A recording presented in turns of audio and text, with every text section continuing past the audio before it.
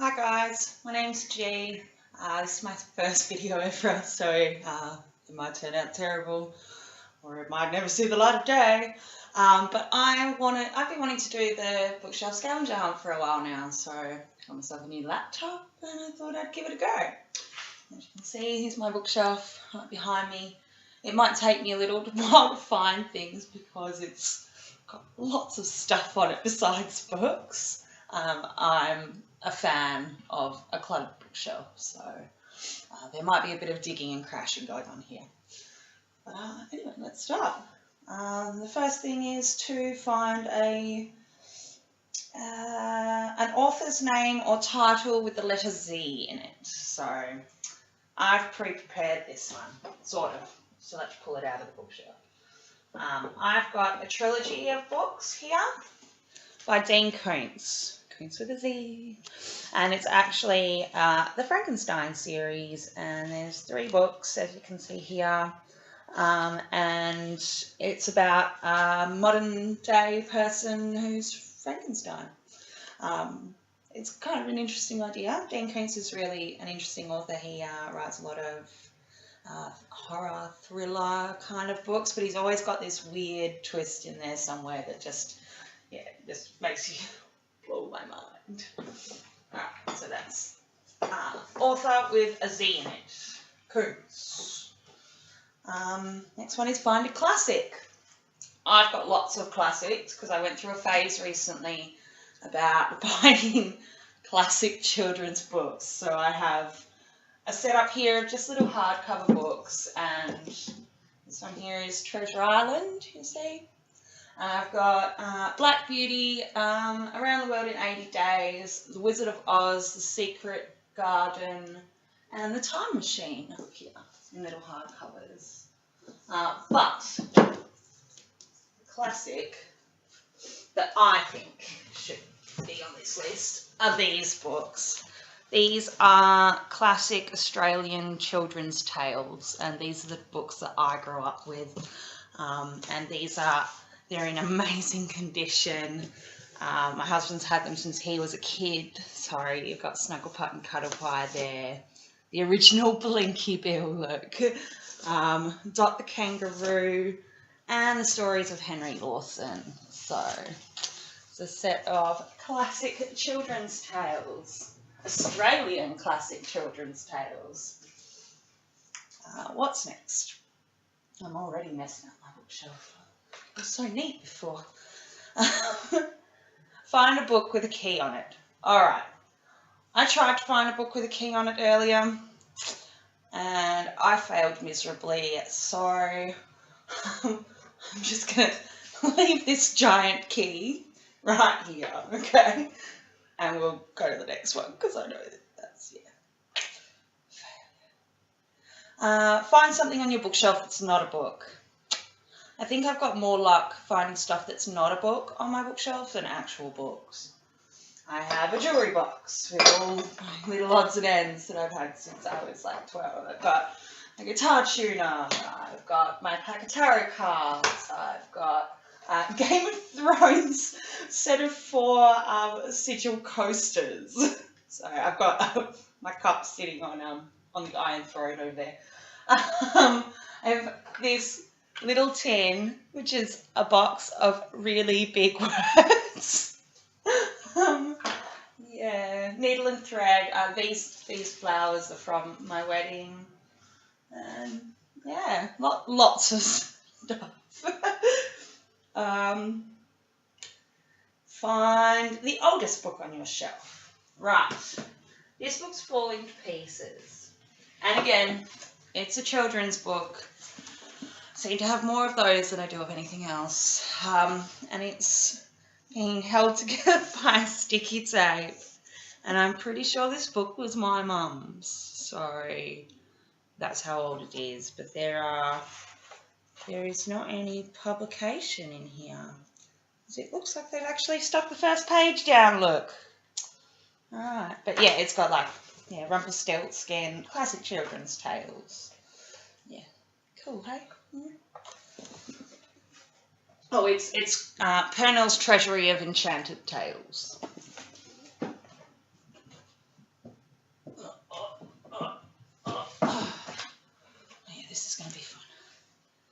Find a book with a girl on the cover. I have so many of these, it's not funny. We have Anne Bishop's Belladonna. We have, dropping stuff. We have Jacqueline Carey's The Cushills trilogy. All of them have ladies on the cover.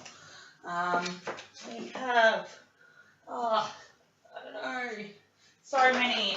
Kristen Cashaw's Graceling and Fire, because I haven't got Bit of Blue yet. Shh, don't tell me.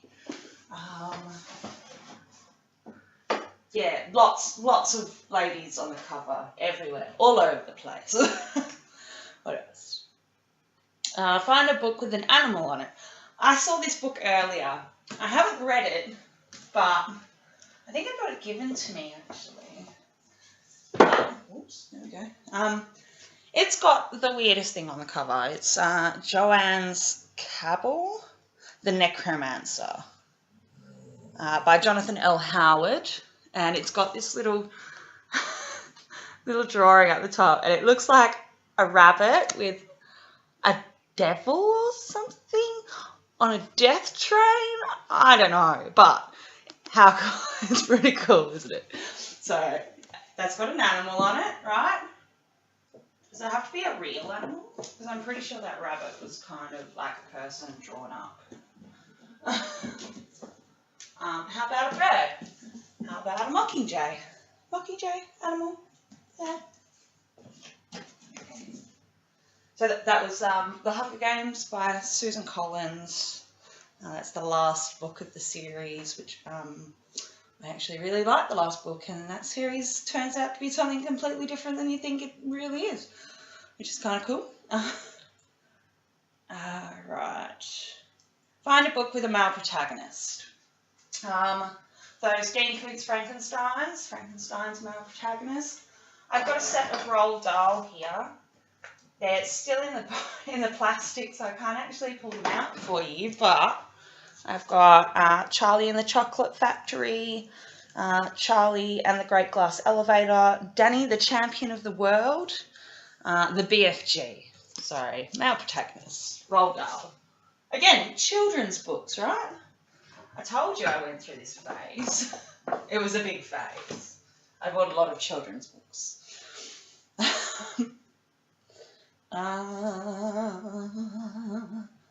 Find a book with only words on it. Right.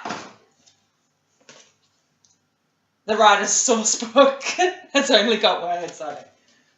The Story of O. I borrowed this one off my sister, sorry. This isn't actually mine, which is why it's at the front of my bookshelf, and I have yet to read it, but it only has writing on it.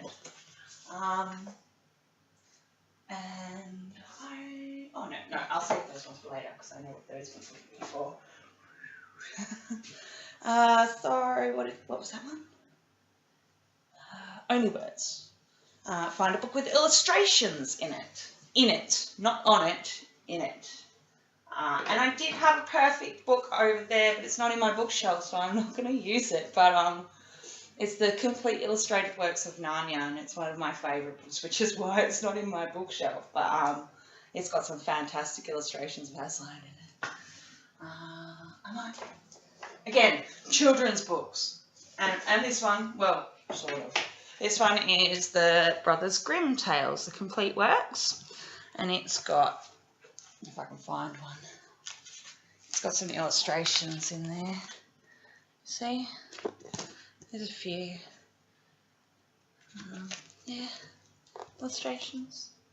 This is a really cool book, actually. This is one of my favourite books on my bookshelf. And I'm not quite finished it because it's got that really thin, like, rice paper pages that are in Bibles. So it's like 1 billion pages long. And it's written in that archaic style. So it's one of those harder ones to continue reading. So I come back every now and again and I'll read a tale and then send it, and then put it back and go do another book, and yeah. Find a book with gold lettering. Well, the Grimm had the gold lettering, but this is the one that I wanted to show you for that. This is The Book with No Name, and it's by Anonymous. And this was given to me as a present from one of my friends. And I love this book. It's as if Quentin Tarantino had written a book. So it's full of blood and gore, and it's a little bit mystery and gunslinging, and then there's this like fantasy twist to it as well. It's amazing. It's a set of 4 books, and the book itself looks fantastic. I really love these books. Go read them. Go read them. So gold lettering. Done. Done. Find a diary, or true or fictional. Okay. How about one of my diaries? I'm pretty sure. Yeah, I do. Got one of my diaries in here. This is my fluffy, dusty book from when I was about, I think I was 17 when I started writing in this.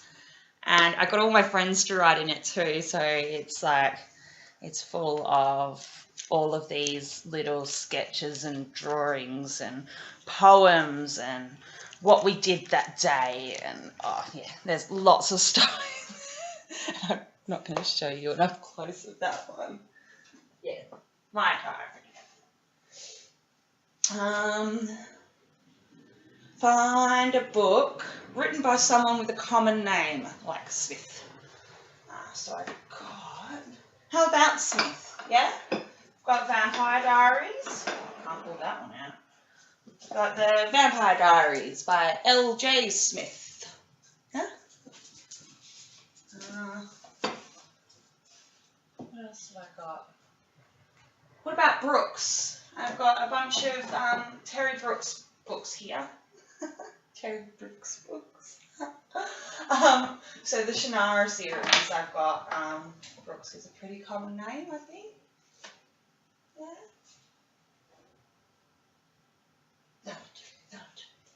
I think Smith covered it anyway, didn't it? What else? Find a book that has a close-up of something on it. Close-up, hey? Close-up. I'm pretty sure I had a book with a close-up of an eye on it somewhere. Maybe. How close is a close-up? Because I think this one, sort of, maybe. I don't know. But, Sword of Shannara, is that a close-up of a sword? Yeah. Will that do?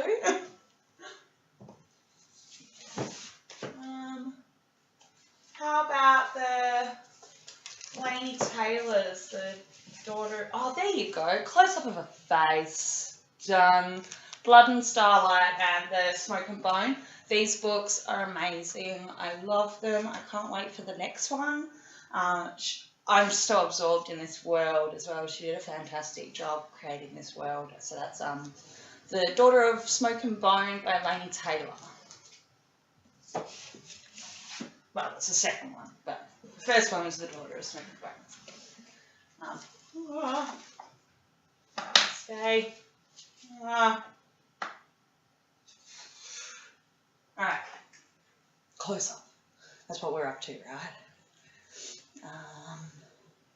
Find a book on your shelf that takes place in the earliest time period.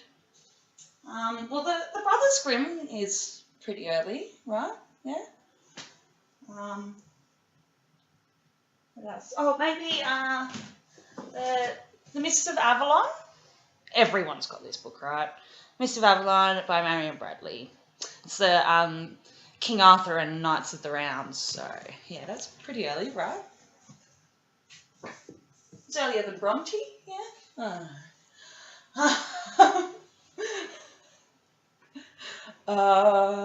What's next?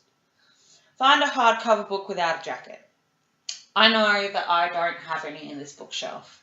This is my shiny bookshelf with all of my pretty things in it. So I'm pretty sure that all of these books have their jackets. I know I do have one in another room somewhere, but that's not this bookshelf, is it? So I'm not even going to try and look for it because I just know it's not there. So We'll skip that one. I've already failed anyway because I don't have a key, remember. Find a teal or turquoise coloured book. I've got the Shannara, but that's kind of grey. Black Town by Shane Weaver, which is a true story. It's an Australian story, but that's kind of blue. The Daughter of Smoke and Bone is kind of blue, but I've already used that one, so. Oh, this one. This one.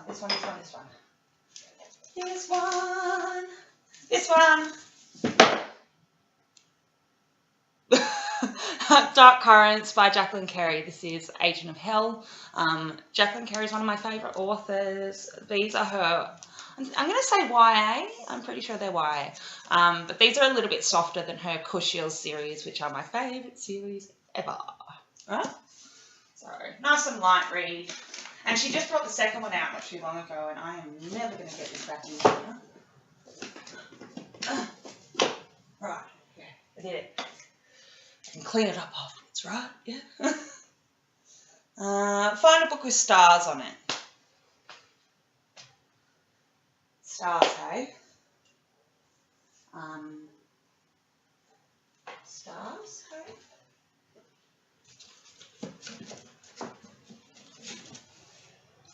A tiger.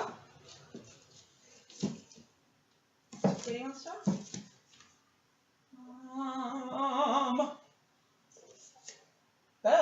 Birds that look like stars.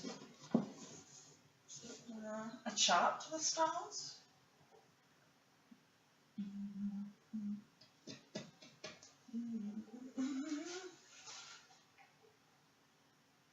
Just one of these sci-fi ones had stars on it somewhere.